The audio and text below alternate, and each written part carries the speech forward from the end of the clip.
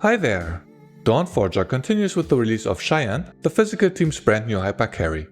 She specializes in single target combat, needing only Yohi by her side to compete with the best damage dealers in the game. As is often the case with new DPS units, showcases feature her exclusively at V6, meaning you're going to see her absolute best version, but not necessarily the most realistic one for your budget. I'll make sure to highlight the critical differences between her investment levels where appropriate, but do note that she remains a respectable damage dealer even at baseline. With that said, we'll first break down her kit and gameplay before diving into her investment breakpoints, her build, and her overall strengths and weaknesses. Without further ado, let's get to it. Cheyanne starts the battle by using her S1, which applies above Mimosa's Calyx to herself, increasing her attack by 50% and her crit rate by 20%. The skill also grants extra command. Here you can see her gain debuff, which remains active for as long as Cheyanne does not move. During this state, her defense is reduced to 0 and her HP is fixed at 30% of her initial max HP. She cannot be targeted by the enemy and survives one instance of lethal damage. Since Cheyanne wants to remain in one place for the entire match, her attacks boast infinite range, covering the whole map. With the extra command, she now proceeds by using her S2. This is a simple single target ability, dealing 80% of her attack as physical damage. Before the damage goes through, the target is affected by Bullseye. This is a defense debuff that can only exist once on the field, granting Cheyanne specifically 50% defense penetration against the target, or 100% if she's at least V3. It should come as no surprise that Cheyanne utilizes the same negative defense mechanic as Voimastina and Yohi. Since I've covered the details of this gimmick extensively before, I will spare you the repetition here. If you need a refresher, I suggest you quickly take a glance at the relevant chapter in Voimastina's guide. Just keep in mind that the goal is to hit certain thresholds for increasing bonus damage. For Voimastina, the optimal target was 400% defense penetration, for Cheyanne it is 300% at most. Note though that unlike Voimastina, Cheyanne requires Yohi to function, as she has no access to the defense shredding buff otherwise. At the end of the round, after the boss finishes its actions, Cheyanne will perform up to 2 out of turn attacks, once per target anywhere on the field. Like her active abilities, this attack has infinite range. Before we dive deeper, I first need to mention another mechanic in Cheyanne's kit. At the start of battle, Cheyanne passively assigns a so-called analysis score to all enemies on the field, starting at 100%.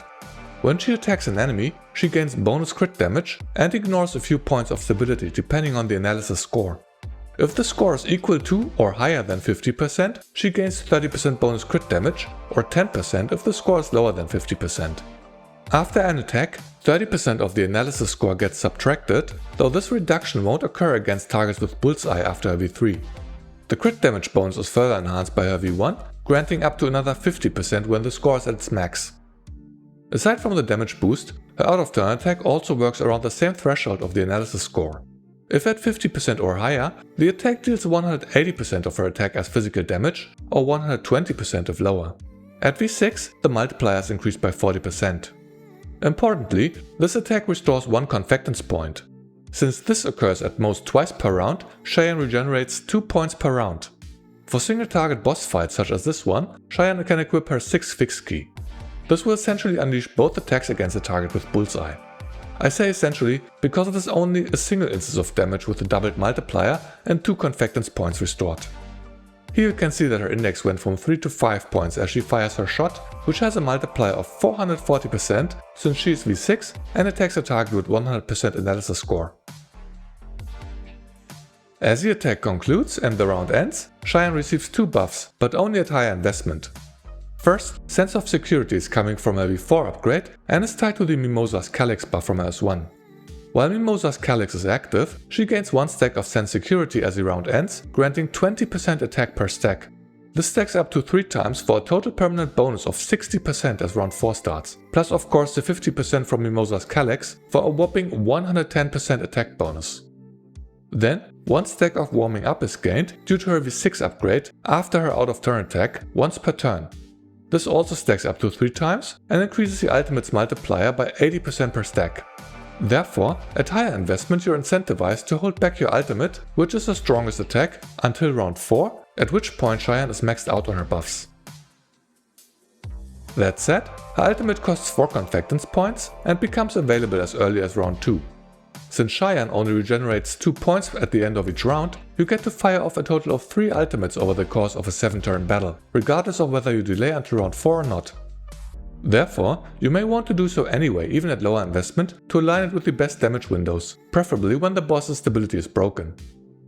Here, at V6, the goal is to stack more of her damage buffs, so she continues to use her S2 for a simple single target attack with an 80% damage multiplier. Once the boss finishes its actions, Cheyanne follows up with her out-of-turn attack once more. This deals over 5 times the damage of her S2, here at a multiplier of 440%. Afterwards, her buffs each gain their second stack for an attack bonus of 40% and an increase of the ultimate's multiplier of 160%. Because the boss was stability broken on round 2, it will restore its stability at the start of round 4. Therefore, Cheyanne uses her ultimate on round 3 for the first time, even though her buffs are not maxed out at this point. Her ultimate is another single target attack, dealing 200% physical damage at V0 and up to 380% at V6. As noted, at V6 the ultimate's multiplier gets further increased by 80% at the end of the round, up to a bonus of 240%. Here, on round 3, the total multiplier is 540%. If the attack target is affected by Bullseye, which is the debuff applied by her S2, Cheyanne also enjoys 30% bonus crit damage, and if she's at least V2, also 50% additional defense penetration. Consequently, her ultimate at V2 and above is the only attack in her kit that is able to breach the 300% defense penetration threshold. Similarly to Voimastina, this requires help from her teammates though, unless you're fighting a boss like this, which lowers its own defense. The ultimate deals about 1.4 million damage and would reset the analysis score back to 100% if Cheyanne were below V3. As noted, at V3 and above, the score remains fixed at 100% regardless. Before the round concludes, Cheyanne follows up as usual with another roughly 800k from her out-of-turn attack for a total damage output of about 2.2 million damage. On round 4, Cheyanne is fully stacked on her buffs for 60% bonus attack and a 240% bonus multiplier for her ultimate. While she has enough confectance points to fire off another ultimate, it's better to wait for the boss's stability to break. Therefore, this round is another filler where she only gets to use her S2. At the end of the round, as her out-of-turn attack goes off, she restores 2 points for a fully replenished index. On round 5, it's time for the second ultimate. The boss's stability is currently at 10. I briefly mentioned before that based on the target's analysis score, Cheyanne ignores some of its stability. As it turns out, if she is at least V1 and the score is above 50%, she ignores exactly 10 points of stability. Consequently, she is able to deal unmitigated damage in this situation. Now, the ultimate's multiplier is at 620%, dealing 1.5 million damage in one go. As you could hopefully tell, Cheyanne's gameplay is extremely straightforward. Outside of the first round, you're simply choosing between her S2 and her ultimate. In most situations, she uses her S1 only at the start of battle, without the need to use it a second time. This grants her extra command and is followed by her S2. From round 2 onwards, Cheyanne has enough confectance points to use her ultimate. Outside of boss battles, you could simply alternate between the S2 and ultimate, in particular at lower investment when she has no ramping buffs that increase her output until round 4. In this showcase, she used the ultimate on round 3, 5 and 6 to align her best damage with the stability break of the boss. At V4 and above, her damage is optimal starting from round 4, so if you were to ignore the current state of the boss and think more generally, you'd use a rotation such as this one to delay your damage to the second half of the match. But again, when you want to use her ultimate over her S2 largely depends on the boss's mechanics and your ability to shred its stability. Here's the damage overview of this showcase. Cheyanne was slightly more invested than Voimastina, but the difference in damage is fairly close to the theoretical value calculated by Retempest. According to him, the expected damage output of a V6 Cheyanne is about 40% higher than a V6 Voimastina's in single target fights, assuming they are accompanied by a V1 Yui. Without Yui, their solo damage is about equal, since Voimastina has access to defense shredding via her own kit. At V0, Cheyanne's single target damage is almost double that of Voimastina.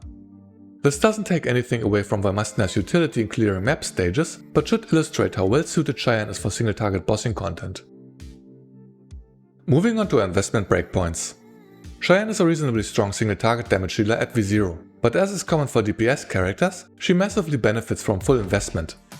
Her first notable upgrades are her V2 and V3, which increase her defense penetration, granting the ultimate 50% against targets with Bullseye and doubling the value from Bullseye to 100%. At V0, Cheyanne only manages to reach 100% negative defense at most. At V3, she can reach 200%, thereby providing a significant power spike. Then, her V4 grants a stacking attack buff while she remains stationary. This grants 20% bonus attack at round 2, reaching 60% at round 4 and beyond. Lastly, her V6 increases the multiplier of her out of turn attack by 40%, but more importantly grants a stacking buff to boost her ultimate's damage multiplier. Similarly to her V4 upgrade, this starts at 80% on round 2 and caps out at a 240% bonus damage multiplier starting from round 4. As with Vormastina, it's worth keeping in mind the relevant defense penetration thresholds. Starting from 100% penetration, any additional point grants bonus damage that changes in magnitude in steps of 100. Here, I've listed various sources of Cheyanne's total defense penetration for different levels of team investment. At V0 or 1, you're aiming to reach 100% negative defense or 200 penetration in total. This requires Yoi and a V0 laney. For the missing 25% defense shred, you could either slot in Kluke and Lind or just one of them if you have Yoi's signature weapon. The next relevant investment point would be Cheyanne's V3, as you're now able to reach the 300% defense penetration threshold. As an example of how to reach that number, I'm including Laney's V3, though alternatively, you could again slot in the Corrosion duo instead. If you're interested in running a setup without the Corrosion characters and only have a V0 Laney, you'd have to push Cheyanne's signature weapon to R5, which of course makes only sense if you're also maxing out Cheyanne. That brings us to our weapon options. Her signature weapon has the highest attack stat in the game and provides 20% up to 40% bonus physical damage to Cheyanne's first 2 attacks. This restriction can matter against multiple opponents if Cheyanne unleashes 2 of her out of turn attacks against different targets. More importantly, the weapon grants 10% up to 30% defense ignore. As you just saw, her weapon can play a key role in breaking certain negative defense thresholds depending on your team's investment. At lower investment, a decent substitute can be Macchiato's weapon Bittersweet Caramel because its trait also grants 10% defense ignore, allowing you to reach the important thresholds even without her signature weapon. If you don't have Macchiato's weapon, you can of course also use the standard banner weapon Samosek. Its effect doesn't work for Cheyanne, but the crit damage bonus is still decent. At lower investment, the difference in damage between Cheyanne's signature weapon and the alternatives is only minor. At baseline, the expected difference is about 5%, though the gap is doubled by Cheyanne's V1, because then she gets more crit damage via a passive, which dilutes the stat bonus from the other weapons. Her best in slot attachment set is Physical Boost for 20% bonus damage. Since farming and calibrating this set is inefficient, I recommend using Close Assault instead. This allows you to share the max attachment across multiple teams, while the difference of 8% is negligible for a character like Cheyanne, who is highly saturated on damage bonuses. Her substats are the usual, attack and crit. Her Remold pattern consists of 4 Sentinel and 2 Vanguard slots. In the Sentinel slots you want to have 2 flowers with attack boost as the main stat. The other 2 slots ideally go to Pinpoint Specialization for single target bonus damage, as well as Thronebreaker for bonus damage against bosses. The single target bonus is more generic, but if you mainly care about the performance in boss battles, you can split the effects to slot in 1 of each. That way, you get a total of 7% bonus damage, rather than 5.5% if you were to use 2 of the same effect. The same is true for the Vanguard slots. Combining Precision Blow and Beheading Blade gives a total of 6% bonus crit damage in boss battles. If you want her to be more generic, combine Precision Blow and Smite Boost. The substat should prioritize Physical Boost and Physical Smite for bonus physical and crit damage. Ica Conversion is nice to have for more attack, though it's harder to fit in since it doesn't contribute to the activation of her Imago form. Some reasonable fillers are Follow-Up Strike for bonus damage against ability broken targets, as well as Headhunter for bonus damage against enemies that are more than 6 tiles away.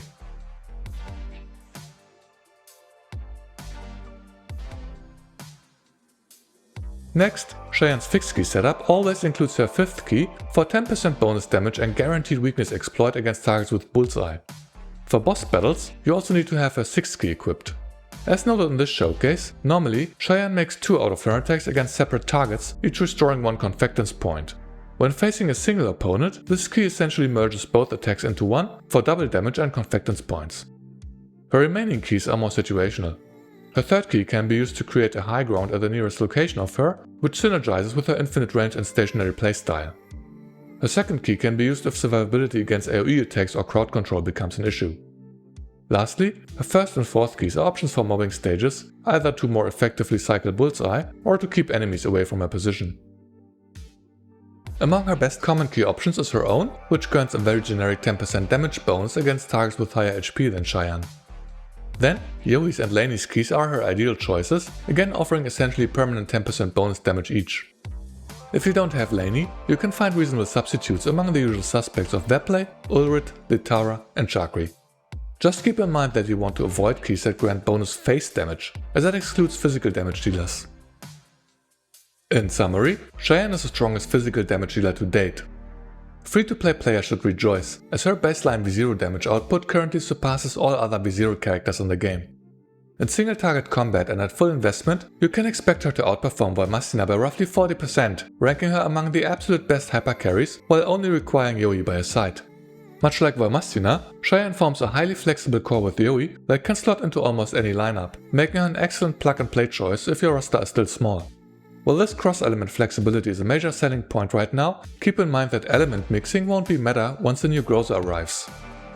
Outside of boss encounters, her infinite range acts as a fantastic cheat code, allowing her to safely snipe targets from afar. Think Michty, but with significantly more raw force. If you pair her with Vollmastina, they can pull off some hilarious combos, where Vollmastina rushes toward Cheyanne's target with her support action, potentially crossing the entire map in one go. Mobbing stages will be easier than ever. As we've noted in the previous discussions of the physical archetype, the team scales heavily through the defense penetration gimmick, allowing Cheyanne and her allies to completely bypass enemy defense. Consequently, she shines brightest against high defense targets and stages where attack buffs are scarce, as ignoring defense is most valuable in those scenarios. Conversely, stages with more damage bonuses don't work to her advantage, as she's heavily saturated on those due to the way negative defense gets converted into an increasing damage bonus. When it comes to vertical progression, Cheyanne follows the frustrating trend of almost all DPS characters. She lacks a cost-effective middle breakpoint. It's strictly V0 or V6, and anything in between offers a terrible return on investment. Unfortunately, this binary design philosophy continues to persist. Finally, we have to talk about the elephant in the room. The upcoming release of OTS 14, aka Groza Alta. Her arrival is bad news for Cheyanne and the physical team as a whole. Groza Alta is by far the strongest, most universal damage dealer in the game, to the point where she forces her way onto every single lineup. If you are a free-to-play or low-spending player who can't afford to max out characters on a whim, you should skip everything and save exclusively for Groza Alta. While her damage scales with the rest of your team's investment, she remains the absolute highest priority on the horizon. With Groza likely arriving within the next 3 patches, the clock is ticking on your savings. But even if you have the funds to pull both, Groza Alta's release effectively triggers the downfall of the physical archetype. While she slots onto the physical team's lineup out of sheer brokenness, she doesn't actually synergize with them, as she cannot benefit from Yoi's defense shredding buff. As a consequence, the physical team is left in the dust, desperately waiting for help from the developers. If Cheyanne had released a few months earlier, she would be an easy recommendation, but her expiration date is unfortunately baked right into the schedule. That being said, we might see a rescue attempt very soon. Asteria is debuting next week as a new support option.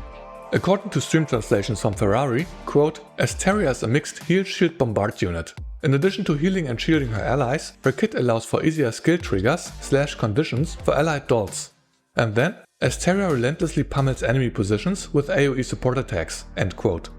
Personally, I'm not entirely convinced that healing and shielding is what the team desperately needed right now, so let's hope the quote-unquote easier skill triggers or her AoE support attacks are impactful enough to turn the tide. We'll know for sure by the end of next week. For now, my recommendation is to pick up a single copy of Cheyanne if you own at least Yoi, and wait to see if Asteria can save the physical team. That brings us to the end of this video. It's definitely a bit unfortunate that we're only going to learn about Asteria's full kit next week, which admittedly makes this pulling recommendation a little awkward for trigger-happy gacha gamers. Nevertheless, meta is evidently temporary, so don't feel discouraged if Cheyanne is your absolute waifu or daughter. The physical team will surely have its revival, if not next week, then further down the line. On that note, let me know in the comments what your pulling plans are. Are you going to hold off for the Asteria news before making up your mind, or are you already clear on what you want to do? In any case, thank you so much for watching. See you next time.